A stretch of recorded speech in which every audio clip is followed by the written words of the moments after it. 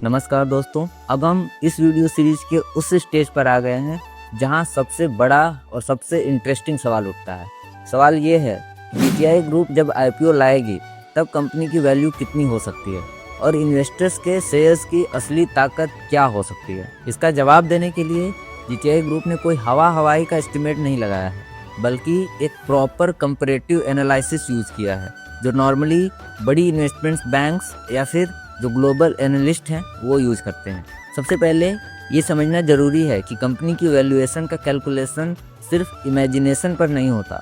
इसके लिए एक मेथड यूज़ होता है जिसे कहा जाता है एनालॉग मेथड। इस मेथड में उन कंपनीज़ को कंपेयर किया जाता है जो टेक्नोलॉजी, स्केल, इन्वेस्टमेंट रिक्वायरमेंट और फ्यूचर पोटेंशियल के मामले में जीटीआई जैसी होती हैं। इससे ये पता चलता है कि मार्केट ऐसे बिजनेसेस को यूजुअली कितनी वैल्यू देता है। जीटीआई के केस में कंपैरिजन के लिए ग्लोबल ट्रांसपोर्ट इंडस्ट्री के 3 मेजर सेगमेंट्स को चूज किया गया है। सबसे पहला सेगमेंट है ट्रेडिशनल रेलवे सिस्टम मैन्युफैक्चरर्स, जैसे कि CRRC, सीमेंस मोबिलिटी और आल्स्टॉम। ये कंपनीज डिकेड से मार्केट में है और इनकी वैल्यू जो है वो स्टेबल है। दूसरा सेगमेंट है हाई टेक रेल और स्मार्ट ट्रांसपोर्ट कंपनीज, जैसे कि हिटाची रेल, कावासाकी, स्टैडलर और CAF।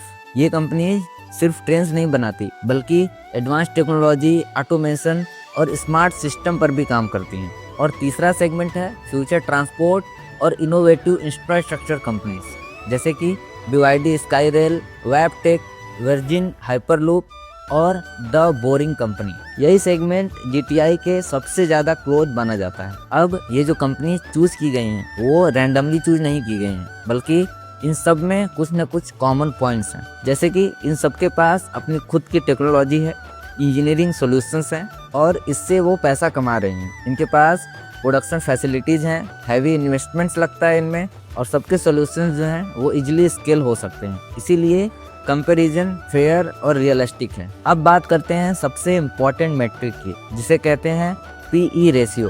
सिंपल शब्दों में बोलें तो PE ये बताता है कि मार्केट किसी कंपनी के $1 प्रॉफिट के बदले कितने डॉलर की वैल्यू देने को रेडी है। ट्रेडिशनल रेलवेज कंपनीज में PE यूजुअली 13 से 20 के बीच होता है। हाई टेक ट्रांसपोर्ट कंपनीज में ये नंबर बढ़कर 22 से 60 तक चला जाता है।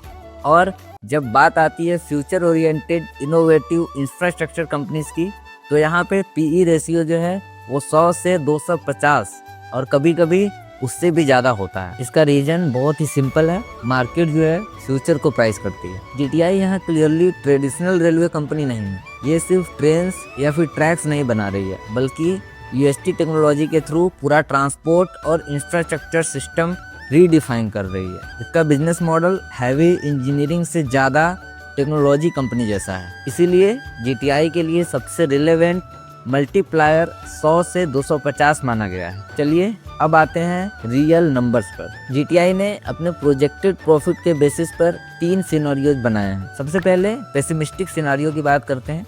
इसमें माना गया है कि अगर कंपनी साल का सिर्फ $400 मिलियन प्रॉफिट कमाए और मार्केट उसे मिनिमम 100 PE भी दे, तो भी जीटीआई की वैल्यूएशन जो है वो $40 बिलियन बनती है। दूसरा है बेसिक या फिर रियलिस्टिक सिनेरियो। इसमें जीटीआई की एनुअल प्रॉफिट $800 मिलियन माना गया है और PE जो है वो 150। इस केस में कंपनी की वैल्यूएशन सीधा $120 बिलियन के आसपास पहुंच जाती है। तीसरा और सबसे एक्साइटिंग है ऑप्टिमिस्टिक सिनेरियो।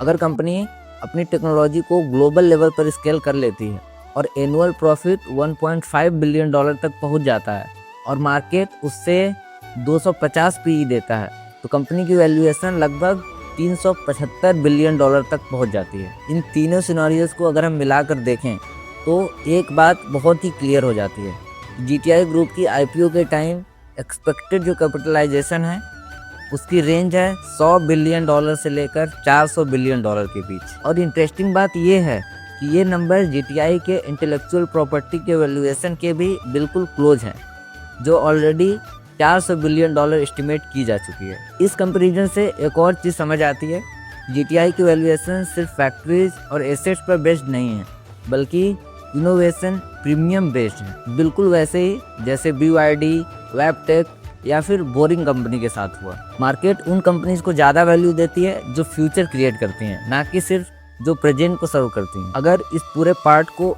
एक लाइन में समराइज करें तो ये कहा जा सकता है कि जीटीआई ग्रुप ऑब्जेक्टिवली उन कंपनीज की कैटेगरीज में आती हैं जो आईपीओ के टाइम 100 से 400 बिलियन डॉलर तक का वैल्यूएशन अचीव कर सकती है, और इसी वजह से आज के स्टेज पर किया गया इन्वेस्टमेंट्स लॉन्ग टर्म में एक्स्ट्रा ऑर्डिनरी रिटर्न्स दे सकता है। मुझे उम्मीद है आप स्काईवी जीएसटी की इस 13 पार्ट सीरीज को फॉलो कर रहे हो। अगर आपने इस सीरीज की एक भी वीडियो मिस की है, इस वीडियो को एंड होते ही यहाँ पे आपको एक प्लेलिस्ट मिलेगी, उस पर आप क्लिक करके सारी वीडियोस देख सकते हैं। अगर आपने वीडियो यहाँ तक देखा हुआ है तो कमेंट में 1 से लेकर 10 तक इस वीडियो को रेट कीजिएगा, ताकि मुझे पता चले कि मुझे क्या क्या और इम्प्रूवमेंट करने की ज़रूरत है। इसके साथ ही पार्ट 10 जो है यहीं कंप्लीट होता है। पार्ट 11 यानी कि अगले वीडियो में हम लोग डिटेल में समझेंगे इन्वेस्टमेंट पार्टिसिपेशन स्ट्रक्चर को। मिलते हैं नेक्स्ट पार्ट में। धन्यवाद।